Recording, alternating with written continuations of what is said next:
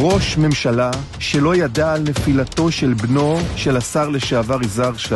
כל סביבתו, כל יועציו, איש מהם לא אמר לו, לא סיפר לו. אני לא יודע מי אתה. אני נבחר ציבור. תהיה בריא. אתה פעם נבחרת לאנשהו? אני שואל. מה, אתה צוחק ממנו? מה תפקידך? מה תפקידך? אתה פרשן? אני נבחרתי במפלגה עם פריימריז.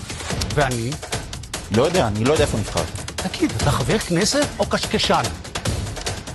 אני אומר עוד פעם, הצבעתי לך, עצור להם את הדלק. ואם תעצור להם את הדלק, אז מה יקרה?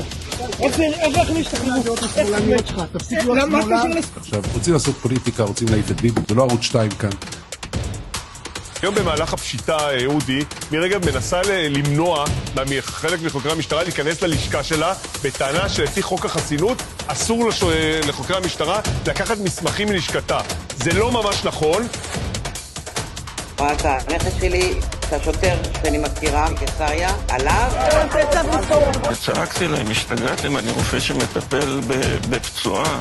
השלב הבא שאני מסתכל, אני שוכב על הגב, 4 שוטרים עליי.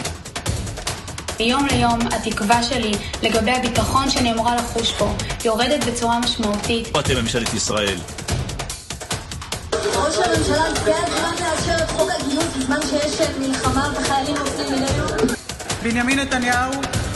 בנימין נתניהו בעד. 63 בעד, 57 נגד. אני קובע כי בקשת הממשלה להחיל דין רציפות על הצעת חוק שירות ביטחון שילוב תלמידי ישיבות התקבלה.